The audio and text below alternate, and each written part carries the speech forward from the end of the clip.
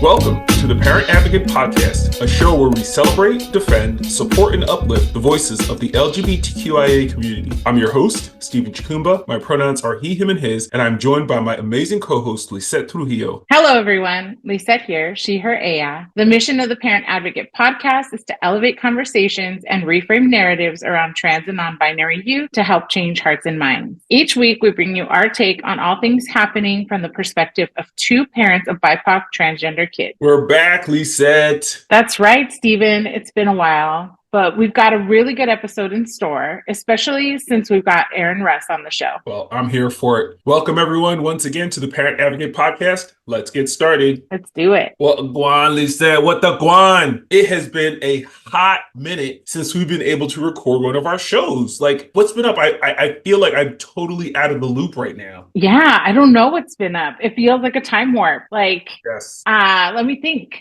Daniel went to prom. Ooh. That was exciting. Tell me about it. He had a lot of fun. He went with his friends, and of course they didn't plan anything. So like the moms were like, "What? There's no planning that's gone into this." So anyway, last minute plans had to fall into place. Parents got together and were like, we got to make this better. And I just tell you that, like, I'm a little jealous because I don't have a child going to prom. Hobbs has zero interest in going to it. And it also conflicts with Asha Ming's graduation. They're on the same date. So first he was like, I'm going to prom. And then he was like, I'm not going to prom. And I can't really be mad at him. But I'm like, man, it's lucky you had trans prom. Although that's not the same thing. But again, I'm happy that Daniel went to his prom. Yeah. He told me last minute. It was like Wednesday, prom was on Saturday. I was like, what are you going to wear? Yeah, that's how last minute it was. What else is going on in our world? We're planning for trans youth at the Capitol, which is really exciting. It's a few organizations all working together to bring youth to the Capitol to meet with legislators and all the things. It'll be exciting. It's just been a mess down here, Stephen, but but parents are good. Like, I mean, you know how it is. I run a large parent group here and the parents seem to be okay, navigating everything okay, but it's a shit show in Arizona. And Jose and I have just been working. I got a facial today. It feels like I got some self-care in, all the good things. Tell me about you. Oh my goodness. So I literally just completed an interview for NewJersey.com because apparently they found out that The Dads has been nominated for a GLAAD Award and for an Emmy Award. So they wanted to talk to one of the cast members when they found out that one of the cast members was from New Jersey. So that's cool. I have no idea when it's coming out, but I know the reporter had like a deadline of Tuesday to get the interview in. So that was pretty cool. We have a film crew coming to the house for a special that we're shooting, which, as you know, I can't talk about fully, but we'll definitely share more about when we get the green light. But the location crew was here this week, scouting locations and getting a feel for where they wanted to shoot tomorrow. So that's coming up, super exciting. And they're so nice. The crew is so lovely. I'm really excited about the shoot. So again, can't talk about it in depth, but when I can, I will. And last week was my birthday. And happy birthday. Wait, does that make you an Aries or a Taurus? Because my birthday was in the beginning of the month. Okay, got it. Aries also has horns, so I guess that wasn't really helpful to show you with my Anywho, my birthday was last week and I got laced once again with more Adidas gear. I can't wait for the next time I have something to go out to because I'm going to be rocking this ill tracksuit, baby blue, Beckenbauer, so fly, and the golf shirt with the repeating Adidas logo pattern, pink, super fly, athletic cut. Just can't wait. I just can't wait for the next occasion that I get to go out and rock it. Literally, because it's been so long, I go on and on and on and on and on, but there's so much we've got to talk about. And before we lose track of time, let's get to today's topics. Sounds good. So the Supreme Court decided to let Idaho enforce the ban on gender-affirming care for trans youth in the state. Now, they decided on an issue brought by the state strictly on procedural grounds. Essentially, the Supreme Court let the Idaho law stand, and they permitted the injunction that was filed contesting the law to remain in effect solely for the named plaintiffs in the lawsuit, which means that even though the injunction was for all trans youth in the state, the injunction was only allowed to stand for the specific named plaintiffs in the state. Now, I can tell you that the first time I read the headline about the Supreme Court's decision, I nearly lost my mind because I was just like, oh no, the first domino has fallen. But it wasn't until I actually read the article and then read the actual opinion or decision from the court that I recognized how absolutely limited it was. And it had me a little pissed off that like media is not doing a better job of preventing folks like me from having heart attacks. Yeah. And I think too,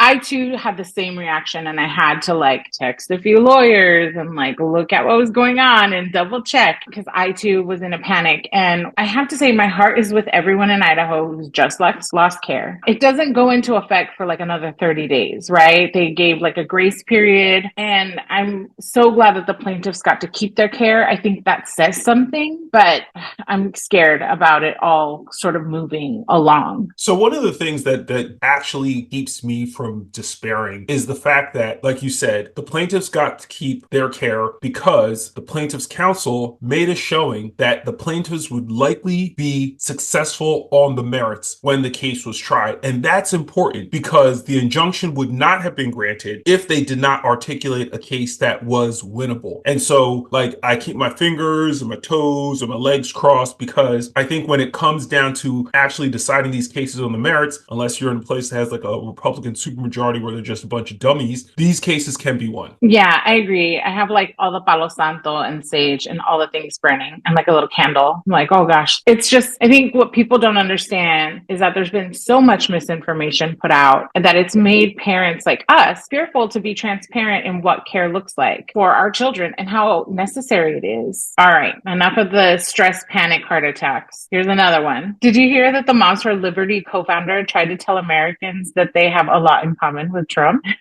Speaking at a conservative rally in Florida, Moms for Liberty co-founder Tiffany Justice told the crowd that the Department of Justice was coming after Trump today, but would be coming after ordinary citizens tomorrow if they weren't stopped. Then she went on to make light of the fact that when her daughter Googled Moms for Liberty, the Southern Poverty Law Center listed them as a hate group. Okay, so I have a lot of things to say about this. First is she crazy? Because she sounds crazy saying that Americans have a lot in common with Donald Trump. It's like Donald Trump saying that black people like him because he is a man with 90-something indictments. You need to stop that. You need to stop. Most Americans have nothing in common with Donald Trump. Full stop. And the only people that have anything in common with Donald Trump because of the Department of Justice are people that have charges with the Department of Justice for being criminals or alleged criminals. So she just needs to stop all the bullshit. Please. I just think it's crazy that they're trying to make white collar crime cool again. They're not doing a good job. I'm sorry. When your daughter Googles you and you come up as a hate group on the Southern Poverty Law Center's like hate crime stats, you're doing wrong. There's something wrong with you. The KKK is on that list. There are legit hate groups on that list, and you're like making fun of it. You think it's a funny thing. There's something wrong with you, white lady. Daniel sent me a reel on Instagram that was a reporter asking a Trump voter a question about Trump. And he said, in 2,000 years, we're going to see Trump like Jesus because he's our modern Jesus. And the reporter asked him, and he's like, just look at all the apostles. They were all criminals. And I was like, where is this like Jesus and everyone's criminals and like they are working hard to justify Trump's Bible. Come on now, you know the one with the Constitution and the Bill of Rights? That one. That's where they found this come on, craziness. Wait.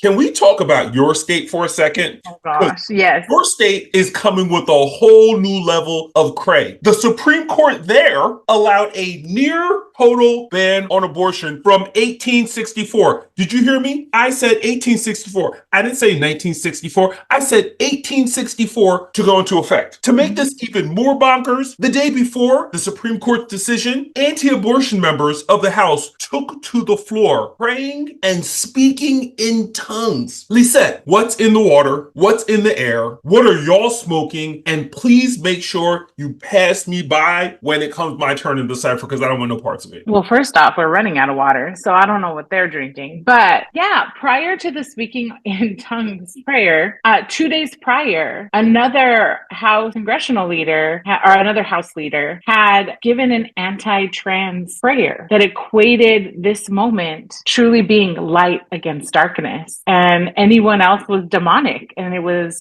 a war for the Jesus. And so you're talking about religious rhetoric, Handmaid's Tale type shit, like happening. I was telling Jose, this is the first time in my entire life where I literally do not own my own body. Lizette, I can't make medical decisions on certain things that I may need as a woman in this state. It's crazy. I just want to remind everybody that the reason the colonists left the other side of the pond was to escape the maniacal, religious organizations that were depriving regular citizens of their rights, were forcing people to tithe, essentially, the government. And they were like, you know what? We're going to create a state where there is a separation between the church and the state. We have enshrined that into our founding document. We are not going to be beholden to a monarch who is appointed by God. Yep. And here we are on the House floor of our state legislatures, speaking in tongues and praying to be saved from these demonic trans people. Have you fucking ever? And then yesterday, they passed a repeal on the 1864 bill, right? Ban. Congratulations. So it's moving to the Senate, and if it passes, then it'll go on to the governor's desk to sign. But now they're punishing Representative Oscar de los Santos, who is a minority leader, for pushing the repeal of this, for doing the right thing. They're punishing him. They're moving him off committees. It's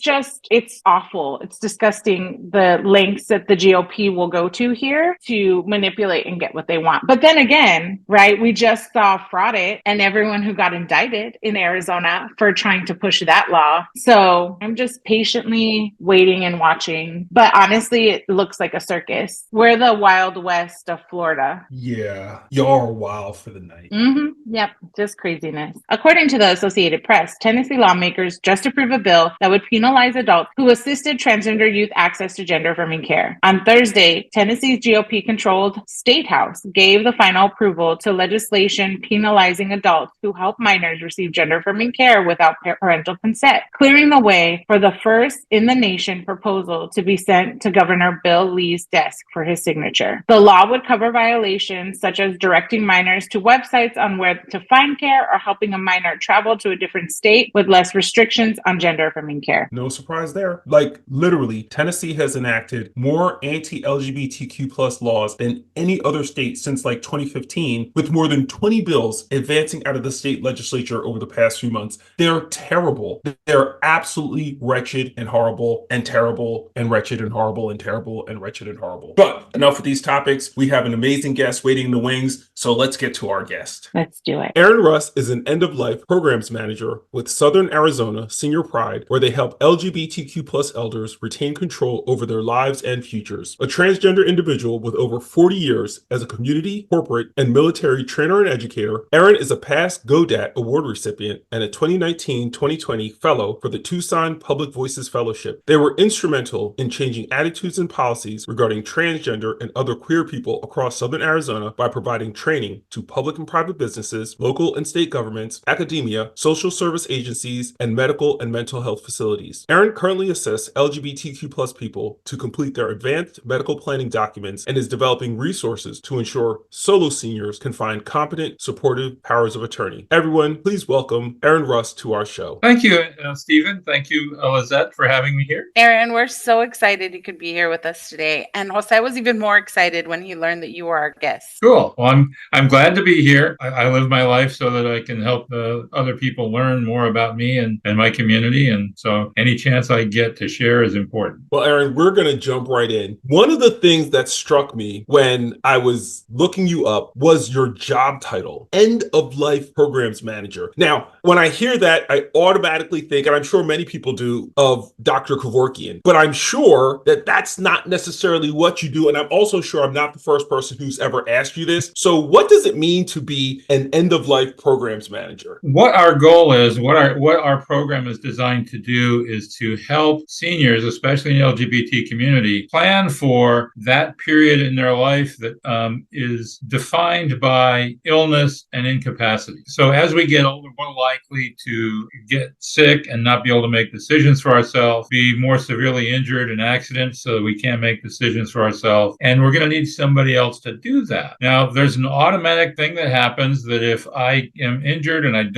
haven't done any planning, then there's a list of relationships that can make those decisions for me, but they can't make all the decisions I might wish. And it also is important for younger people to think about this, because when I was in my 20s, I had meningitis and I was in a coma for 5 days, and somebody had to make the necessary decisions in that time period, and I couldn't. Fortunately, I was in the Army, and my former spouse was authorized to make those decisions, and so that worked. But for most of us, at least half of us are going to need to have somebody make those decisions for us at some time in our life. But only 30% of people have sat down and put together the necessary documents to make sure that their desires and their wishes are honored. For instance, one of the documents I help people put together is a medical power of attorney. That says that so-and-so will make decisions for me and is empowered to do so in any area other than that which I specifically designate. And if something happens to me, this person speaks for me and speaks for me and knows my wishes. The second part of that is actually having an advance directive, which spells out how I want to be, what kind of medical treatment I want to have in the event that something happens to me. And that can include,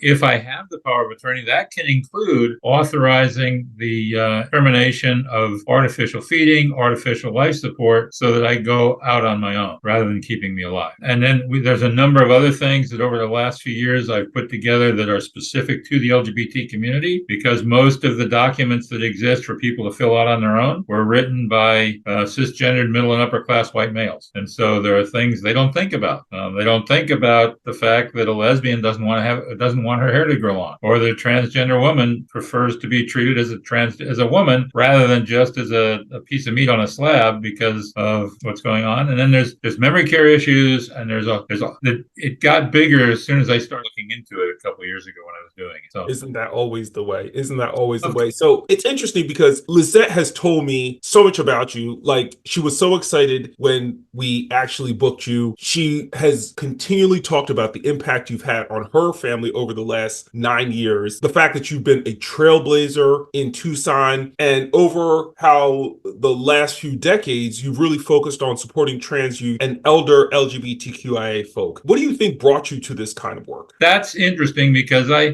sometimes trailblazers are the person that got lost in the woods and had to kind of find their way out. And that's kind of my story. When I was in the military. Well, let me back up. I started when I was about 4 years old. I knew I was trans. I just didn't have the words to describe it. I mean, I knew that I was assigned to the wrong team, and I was stuck there, and there was no way out. And back in the late 50s and early 60s, that's all you had. And so I struggled with it for 43 years of my life. And when I finally came out and realized that there were other people like me that were trying to do work to help, my mission in life was to make sure that the 4 or 5 year old that I was knew that there were alternatives, that their parents knew there were alternatives, and that the 32-year-old Army officer that lost her career also had alternatives and didn't have to worry about that in the future. And so that's where I started. I started chopping down trees and clearing vines and just trying to make my way through that jungle that I found myself in. And slowly there was more space for other people, and there were a lot of people that came along to help. And Lizette was one of those. I had a big concern about youth, but didn't have any youth to deal with until we had like 4 or 5, and they started, the moms got together and the dads got together, and they just turned into forces of nature. And it helped me to have them to be able to fight for. And it really encourages me now to see the work that Lizette and her peers are doing in areas that 20 years ago we never thought would be possible. What got me into the senior side of things was, at a certain point, an organization needs to change and grow. Well, all organizations need to change and grow. And at a certain point, the people who are running that become the impediment to it doing what it needs to do. And I had been teaching for 6 or 7 years to people that when I was doing workshops, that in an organization, you need to be willing to step aside and let somebody else come in to do the things that need to be done that you can't do. And I found myself sitting in the office one day and said, it's time for me to go. And so I retired, and about 3 weeks later, Senior Pride offered me the position to do what I'm doing now. So it's an extension, because now I'm starting to work with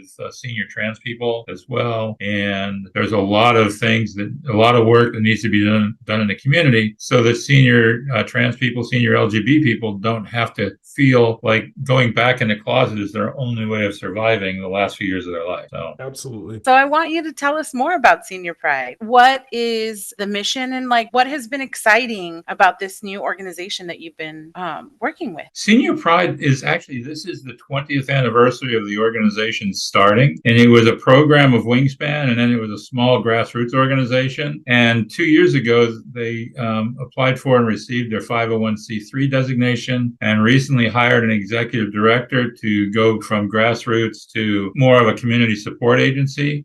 For years, they've had social gatherings for LGBTQ seniors that didn't have any place else to go. There is a community cares partnership program that we have younger seniors paired with older seniors, or seniors who are differently abled paired together so that they can help each other. We recently got funding and approval to do a ride, to provide rides for people and have the people, drivers, insured and provided with mileage. And the end of life program, which we refer to right now as advanced medical care planning, has been focusing mostly on that aspect for the last couple of years. And we've helped a number of people, several dozen people, get their powers of attorney and advanced medical documents together. We've held semi-annual resource fairs where we bring in attorneys and doctors, and we can talk about specific issues that elders run into, especially as queer people. We're also looking at ways to help seniors resolve housing issues. There are a lot of seniors, and especially in our community, who are unstably housed, and so we're working on solutions for that. And so our goal is to become more impactful, more supportive of LGBTQ seniors, so that they don't have to go back in the closet in order to receive the care they need. Absolutely. It sounds like a wonderful organization with a super important mission. And I'm going to transition really quickly, because Lizette asked me to ask you about a particular story. As you know, our podcast is about helping parents on their gender journey with their trans and non-binary kids. And I hear there's a story about your dad in which he really showed up for you in a way that a lot of parents struggle to. So can you share that story with us? I'm not sure I'm going to be able to get through it with dry eyes. I'll preface it by saying that when I came out, I didn't know of anybody who did not lose all or most of their family. Growing up, I knew that I was trans, but I also enjoyed doing masculine things as well. But I wanted to go to the prom in the dress, not the tuxedo. I wanted to go to the clubs in college as in the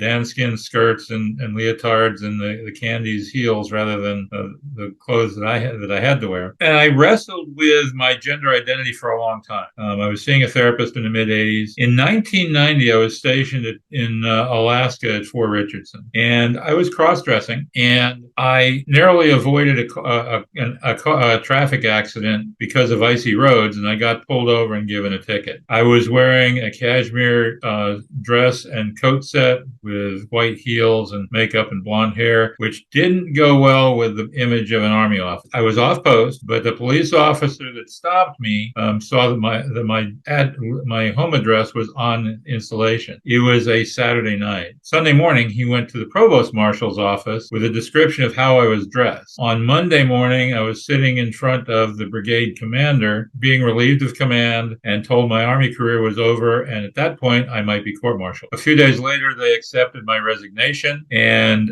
I had to basically stay almost quarantined in my quarters. I couldn't go anywhere near anything else on post. 3 weeks later, I was getting off an airplane. The night after I was relieved of command, I had to call my parents and say myself, my wife, and my 3 kids were coming home from Alaska after we'd been on leave just a month previously. And so my parents asked what was going on, and I was like, well, might as well tell you. So I said I had been cross-dressing in town and got a ticket, and it got to the military, and they were kicking me out. Both my parents are veterans. Their response at that point was, well, what are you going to do when you get back? And I said, I don't know. I haven't had time to think about it. And so my mom and dad said, well, we've got this big house that we raised 5 kids in. It's got an upstairs that's not being used. You're welcome to stay with us lasts for a few months until you get settled. So we got back to their house, and probably a week after we got home, my dad and I were sitting out on the patio, and he asked me a little bit more about what had happened. And I explained, well, I'd been seeing a therapist for about 3 or 4 years. He had given me some books to read. I wasn't interested. I didn't want to be trans. I don't want to deal with this. I'm working very hard not to be. And so my father asked me for the books or for a list, and I gave him the book list. And that's the last I thought about it. So fast forward about 9 years, and I finally got to the point where struggling not to be who I am had gotten to be too much. I was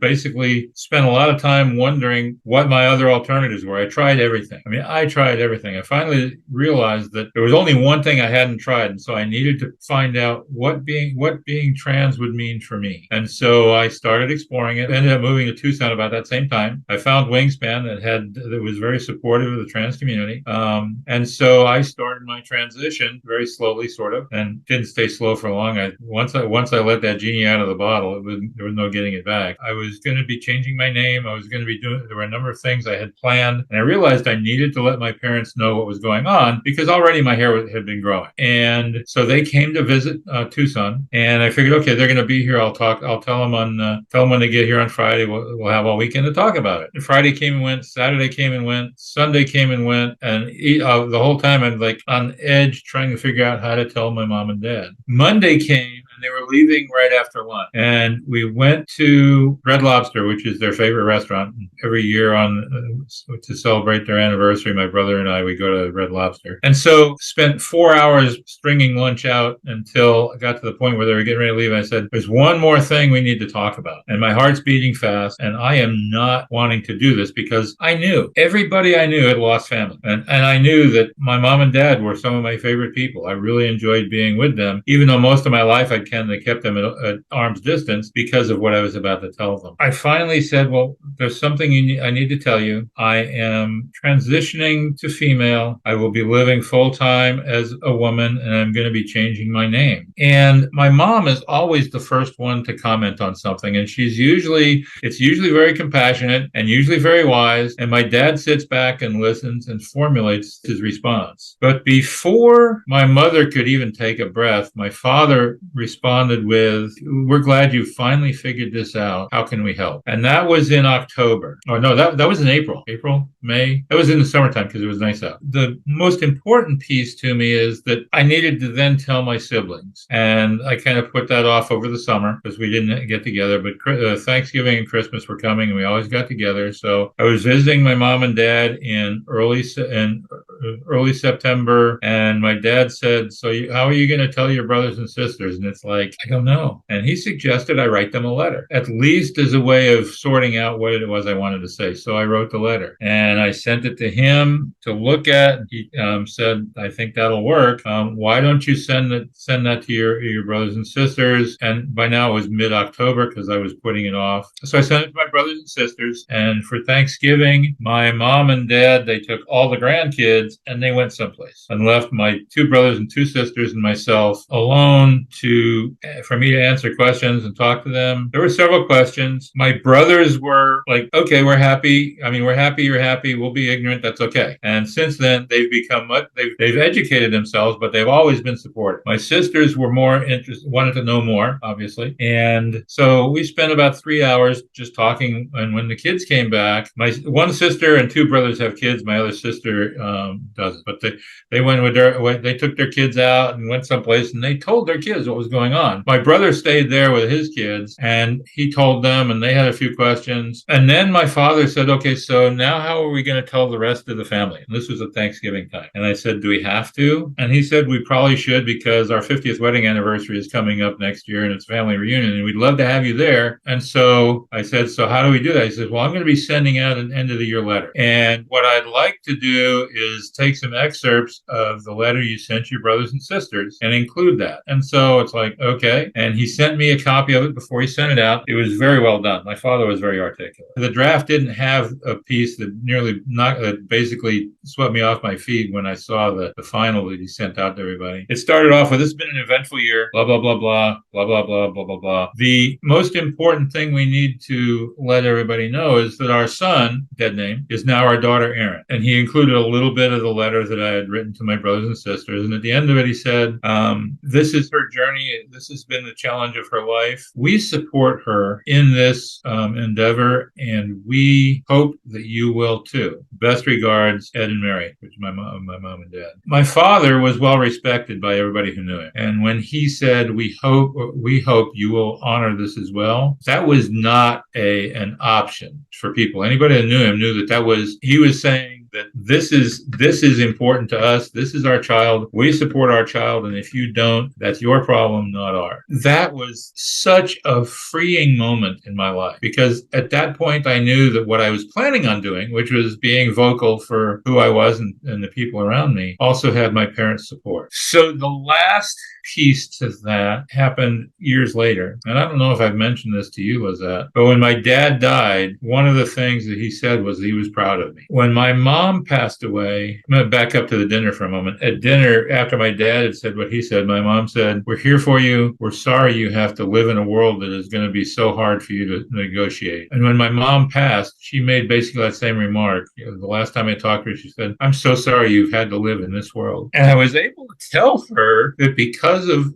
their support and because of who they raised me to be, the world may have been harder for me than it needed to be, but because of who they helped me to become, I was able to work to make it better for those who followed. And she smiled, and that's the last time I talked to her. I would have done what I've done, but not with the confidence that I had, because I knew that I had parents who were supporting me. And I was in my 40s when that journey started with them. I can just imagine, let me rephrase that, I can see with Daniel that having that support from his parents at his young age, he has become a dragon slayer. He is what I would have hoped to have been had I gotten a chance when I was younger. And so when I watch our young people like Daniel and a number of the other trans youth that we've worked with here in Tucson and around the country standing strong in who they are, I actually feel like I've accomplished something. Erin, you have to tell Stephen about the book list. Oh my goodness, yes. When my father passed away in December of 2009, my mom wanted help going through his stuff to decide what to keep and what to get rid of. And going through his study with my sister, we came across the book list. We also found the books. Every book on that book list was in my father's library. And we're going through the books. He had read every one of them, obviously more than once, with marginal notes, highlighting, cross-referencing from book to book, and questions that he had as he was reading that then had answers a little later on. When I came out to my parents in 2001, and I had been doing panels and a few speaking engagements up until that point. My father knew more about what I was dealing with than I did from an academic standpoint. And he never pushed me in that 10 years from the time I left the military until the time I finally came out. He just he was there every time I had a question about anything. He was very supportive, but knowing that he had spent that time, that just still is. It's very supportive. It's very encouraging to keep going. That's an amazing story. Your dad, your parents were amazing people. I'm thinking back with a little bit of, I'm a little jelly because the response from my mother, the response from my brother was anything but what you've experienced. And I'm sure Lizette can speak to this as well. To have people close to you support you, super important. To have them not support you, very devastating. And it's very hard to keep going. So I am very happy for you that you had supportive people, and that fear that you had about people distancing themselves from you, people that you love and held close, not having done that to you. I think that speaks volumes about the kind of people that you have in your life, and that's amazing. Now, I do have an ex-wife and one of my sons that are like, I'm on Pluto someplace, but for the most part, I have been supremely blessed and privileged to not have lost the key people in my life, and I know that. And in a way, it's when I talk about that to audiences about how important it is to have somebody who is there for you, I can speak with authority on that and hopefully help them realize that they can do that for people people in their life as well. I always share that story with Erin's permission, because when Erin told me, we were at a camp for trans youth. It was called Camp Born This Way. We were sitting in a small circle. And when Erin told me the story about the books, I just started crying. There's nothing more beautiful than someone seeing you before you feel brave enough to be yourself. And I think often as parents, we see our children's hearts even before they're ready to tell us. We just don't either we're afraid to use the words, or we are waiting to see if it's real, whatever keeps us from doing it. And your dad, I think, taking the time to read it so that when you were ready, he could show up for you is just such a gift, and shows what an incredible person your dad was. I wish I would have had the chance to meet him. And I tell this story all the time, and parents bawl every time, I think, because he's a marker for how we should all show up for our children. Yes, I absolutely think so as well. And he was a good example. He and my mom were both good examples for me, even before I knew that I was watching, or before I knew that I needed that. And so, speaking of your parents, I love hearing about them. I always cry when I hear about your parents.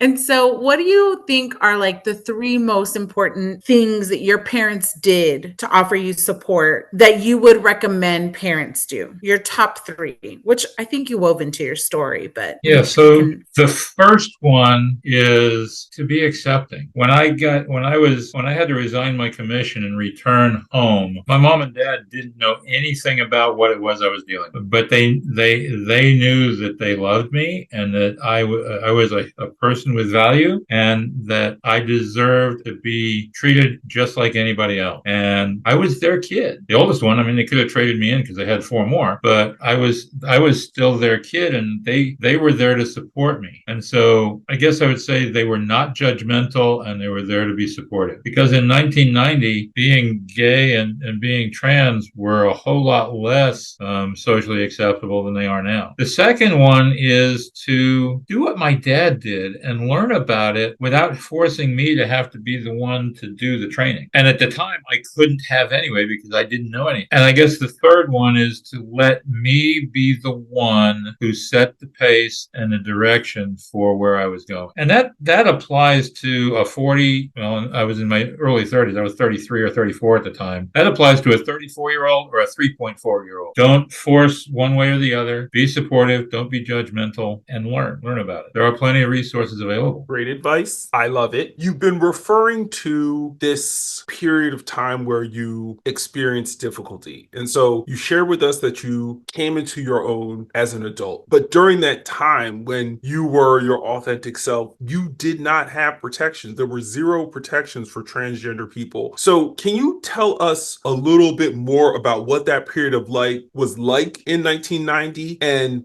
what advice you have for parents who are going through a very similar political moment where the protections that we thought existed for everyone aren't really there for our trans and non-binary children, and these attacks are kind of mounting up? What advice do you have for parents for sustaining themselves and their children through this period? Between 1990 and 2000, I was wrestling with who I was, and I was not willing to accept it. I would occasionally go do some research in the library, but at that time, the internet wasn't very prevalent. In 2000, when I came out, I realized that I had the ability to speak authoritatively as long as I did my homework. Like, people would listen to me when I spoke. I have a presence that when I'm in a room, people notice me, and I recognize that. And so at that point, I realized that the world sucked, and I could either lie down and die, or I could stand up and try and change things. And what that meant to me was I needed to start doing my homework. I needed to start finding out what it means to be trans. What's the truth? Okay. And I also realized that embellishing the truth, like some of the people I knew were doing, wasn't the right thing to do, because if you embellish the truth and you get caught at it, everything you said up till that point that may have been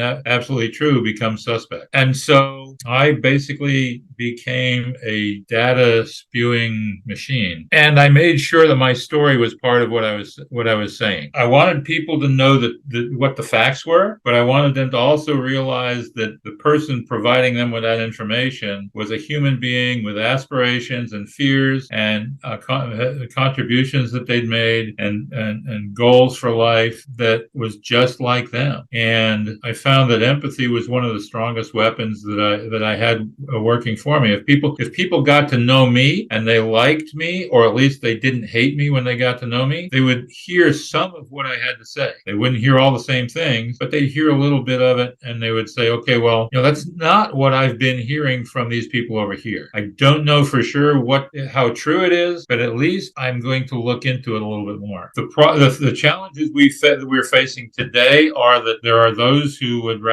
want to see us disappear from the face of the earth. Most of them are not going to do it themselves. They're just going to convince other people to do it. But the information or the things that they are saying are untrue. They're lying. I actually spoke to a nursing class yesterday and was asking similar questions. Said, how do we counter all the stuff that's being put in the media these days? And it's like my answer went like this. There's an old saying that a lie can be halfway around the world before the truth gets out of bed. The thing is that if you have the truth on your side, there are enough people who've heard the lies that want to know what the truth is and will recognize it when they hear it. So we may be at a disadvantage from the starting blocks, but in most of the cases that I know of where the legislation is challenged in court, the people who made up the lies are being called out as liars. Unfortunately, there are so many of them all over the place and legal victories take years to happen. And in some cases, there are setbacks. It's very discouraging to families with trans kids and to young trans people to see the victories being snatched away from them. So that's a long way of saying, roll up your sleeves, be prepared for the long fight. Follow the example of Lizette Trujillo, who is one of the most tenacious people I've ever met, and just dig in your heels and don't take no for an answer. They're going to have to haul me out of this arena. Well, I'm going to use the Spartan example. They're going to have to carry me out on my shield because I'm not going away. So. Damn right, Erin. So I love you. Okay, here's our final question. Jose and I were so honored to see you celebrated and getting your Silver Beaver Award with the Boy Scouts. My question to you is, what has kept you there, and why do you keep supporting trans youth in a space that often can be difficult, but I know is so meaningful to you and Scotty? Why do you think it's just an invaluable resource? So I'm going to go back to my dad. I was 6 years old. My brother was 5 and my cousin was 6. The first time I went camping with my dad. And he just knew how to make a gasoline stove work, didn't burn the food, knew how to put up the tent. We had a great time and I wanted to keep doing that. Well, I learned that my father had been a Boy Scout, but when he was in scouting, it was in the 30s and the 40s, and he turned 16 in 1942. And when he turned 16, there were no adults there for his scout troop to function. So the troop committee was all the moms, and my dad became the scoutmaster. And so what he did, he gave up his opportunity to become an Eagle Scout so that a bunch of other kids in that troop had that opportunity. He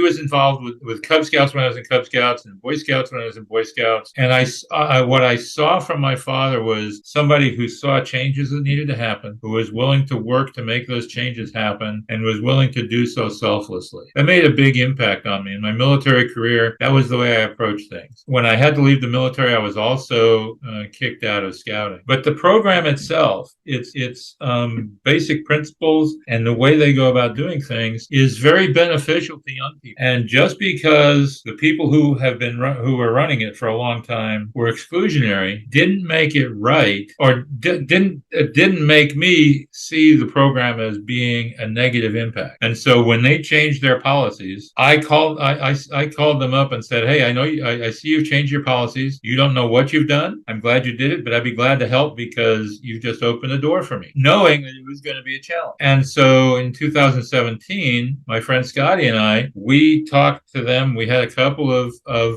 young trans boys that wanted to be Cub Scouts, and so we said, "Hey, we've got some transgender boys that want to be Cub Scouts. What are we going to do with that. They found a Jewish synagogue that was willing to sponsor a troop that was open to everybody. And so we had a couple of trans boys, and then we had a couple of trans girls and a couple of non-binary girls. And then COVID happened, and so we kind of put it on hiatus. But I've stayed active with the organization because I feel that if somebody has been opposing my inclusion and then they change their policy, I can't then walk away and say, well, you didn't want me then, because if I'm pushing you to change and you try and change but don't know how, I, as an individual, feel like I have a role in helping to make that happen. I don't think everybody should, but I think that me with the gifts and stuff that I've been given, I don't have a choice not. And so I've been involved at the national level doing some